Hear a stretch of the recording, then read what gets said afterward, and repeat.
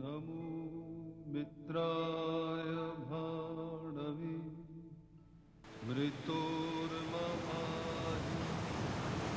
राजेष्णवे विश्वहेतवे नमः सूर्याद् भवन्ति भूतानि सूर्येण पालितानि तु सूर्ये लयं प्राप्नुवन्ति यः सूर्यः सोऽहमेव च. Mayura Bhatta, the court poet of King Harshavardhana, once wrote in praise of the sun god.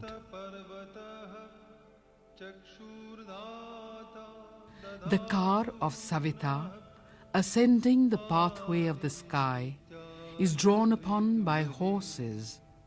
May this car bring you happiness.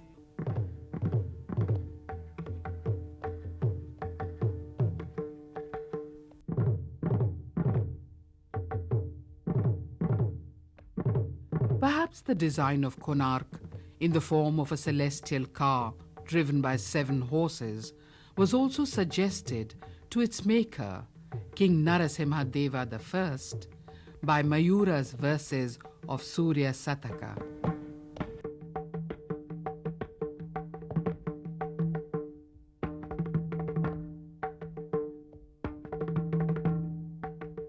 Looking at these life-sized musicians singing and dancing in praise of Surya, further echo the poet's verses.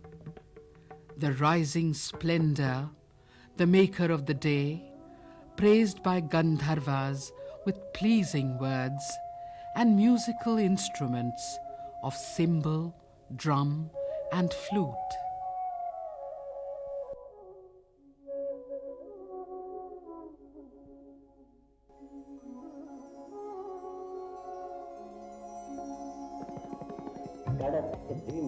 Karatakadim, taptatari, karatakadim, karatakadim, karatakadim, taptatari, karatakadim, takadim, din, takiri takatakadim, din, tade, takadim, din, takiri takatakadim, din, tade, nante, rekete takatakate, rekete takanante, rekete takatakate, rekete takade. In the early 13th century itself, Konark became the pinnacle of artistic performance of the medieval period, one of the most brilliant achievements of the world's art.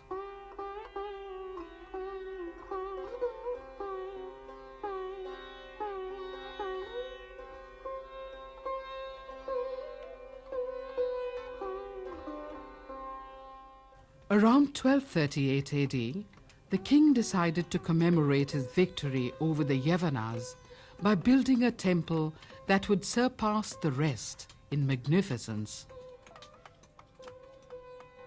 The king was so fascinated by this desire that the cost of construction drained away his entire revenue of 12 years. For 16 long years, 12,000 masons worked on it with the aid of 1,000 laborers to complete this masterpiece. His ambition materialized in the construction of this Surya temple at Konark, the renowned Arkakshetra of Orissa.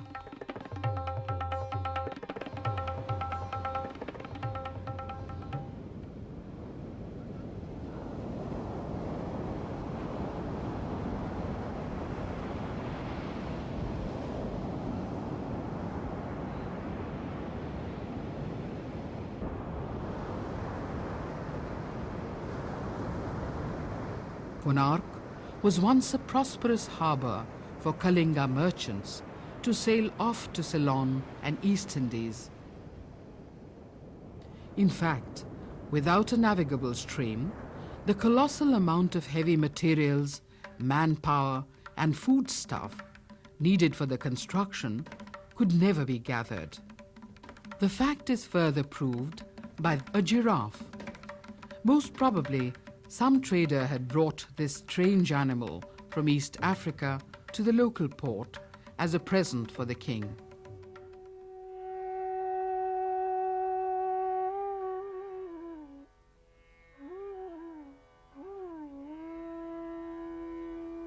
Some of the earliest examples of stone temples in chariot form have been traced to South India, mostly in the period of Chola kings. Narasimhadeva himself was a descendant from Anantavarma Chola Ganga, who combined in himself the Ganga and Chola blood.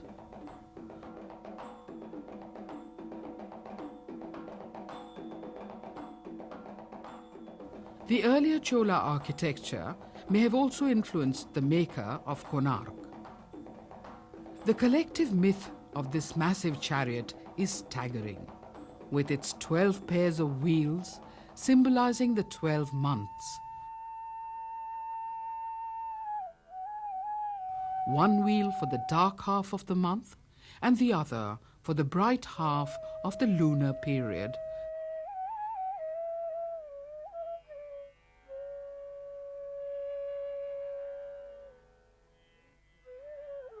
Poised as though it is about to fly off to the solar cycle of the year, Aruna, the sun's charioteer, is missing, but the illusion of flight uncannily hangs in the air.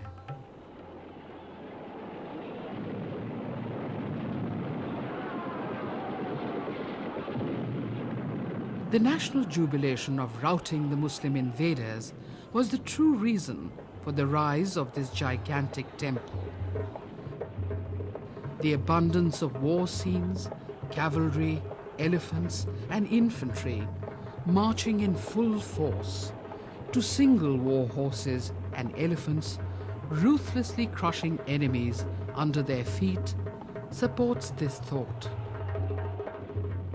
This is unusual in a temple.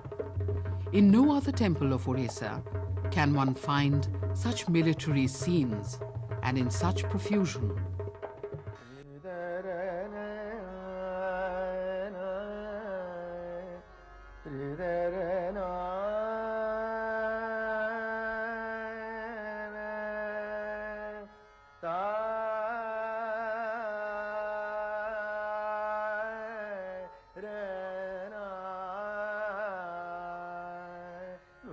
The temple recalls the torso of some famous classical statue.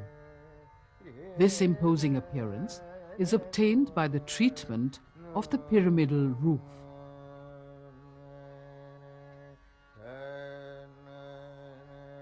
The wide spaces in between are filled with sculptures of heroic size, an innovation that gives it human vitality.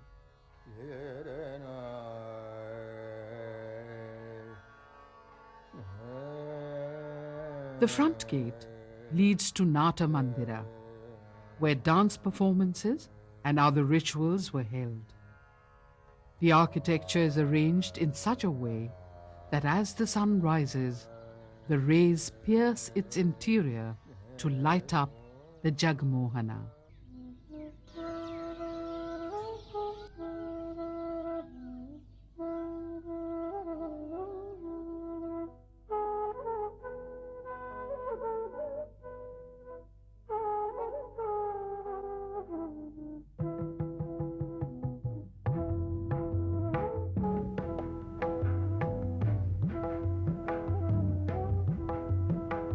To enhance the richness of its appearance, the builders have filled out the pattern with intricate designs.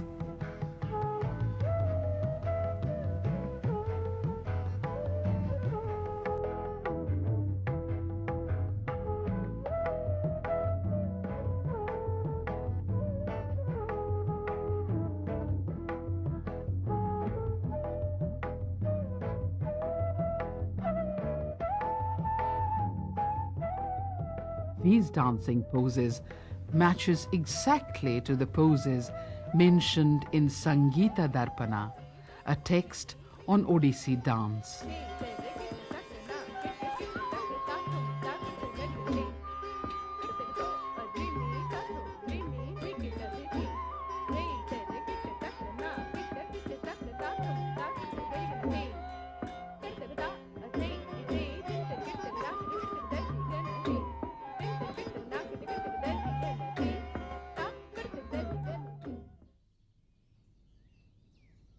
The eastern approach of Nata Mandira is flanked by colossal figures of Gaja Simha, lion rampant upon helpless elephant and mutilated human body, a symbol of ruthless power.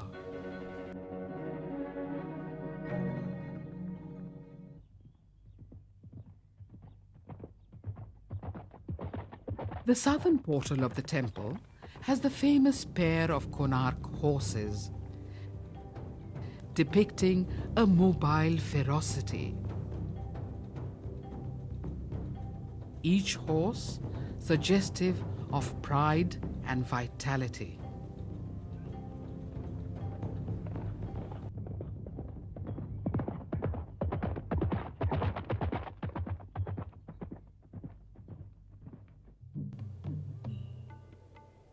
A pair of elephants showing massive strength lies at the northern gate. This noble creature is the heraldic symbol of the Oriya kings, the Gajapatis or lords of elephants.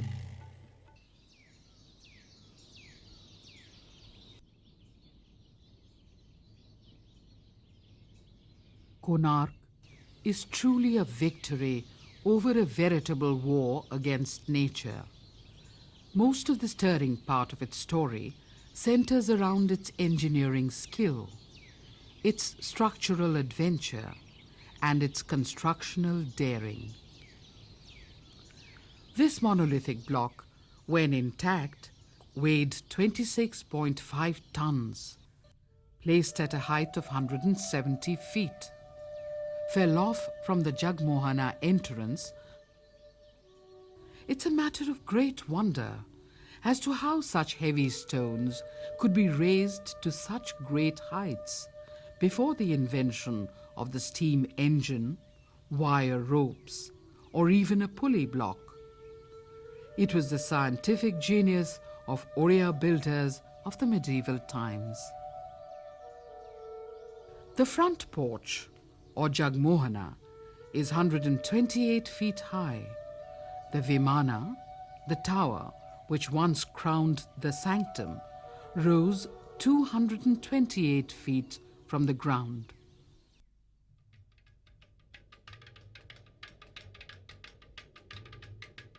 Very few Indian temples can boast of such an unrestrained abundance of plastic decoration as this vast structure.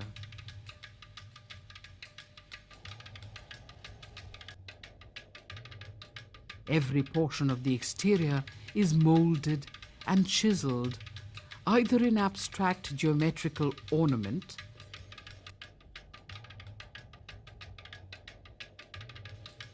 mythical animals,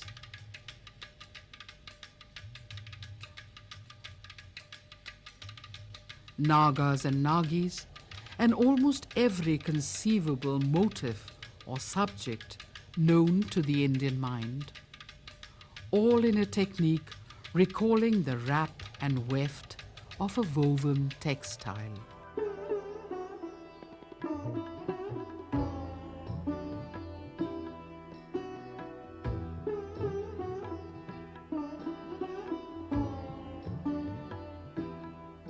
Scene of archery. Shikshadana motive. Batuka Bhairava. Dignified couple. Traveller. Palki procession. Soldiers. Amorous couple. Jaya Jaya Deva Hare Hare Hare Jaya Jaya Deva Hare. In this extreme southwest corner of the compound lies this Narayan brick temple, brought to light only in 1956. Ganga and Yamuna placed at the base, a rare example of river goddesses functioning as door guardians. An image of Gajalakshmi.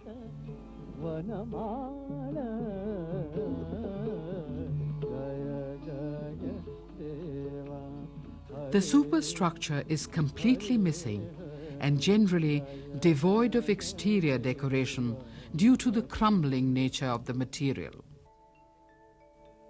In the southwestern and western Nisha shows Surya in a standing posture. This statue is made of a completely different stone, a close-grained, hard, silver grey, almost metallic in quality, entirely different from the other temple sculptures. It is difficult to believe this stiff, rigid, lifeless, purely formal piece of work could have been made in Orissa. The moulding of legs is completely alien to Orissan sculpture. Surya's 7 horses are driven by his charioteer Aruna.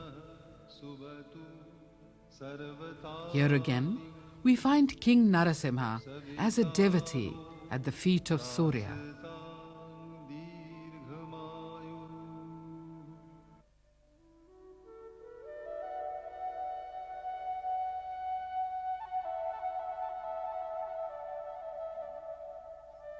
The North Nisha shows a deity seated upon a horse. This can be Revanta, Surya's son, who characteristically rides a horse.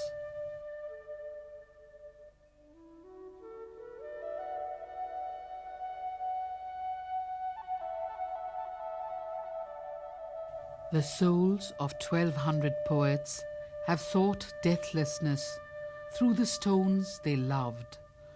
Visitors of vision and perception can easily visualize the dance of the celestial nymphs in the empty, silent Natamandira even now.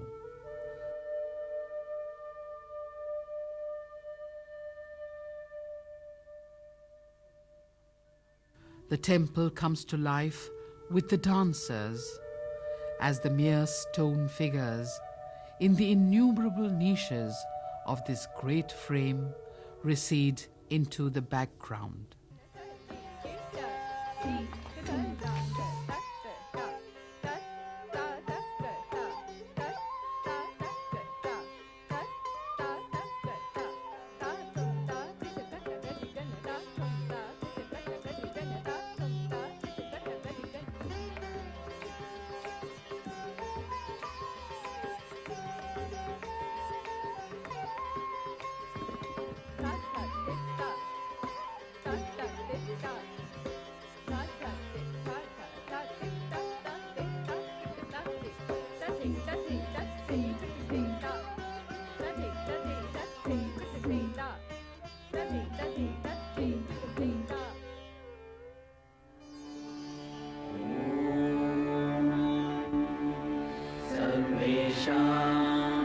स्वस्तिर्भवतु सर्वेषां शान्तिर्भवतु सर्वेषां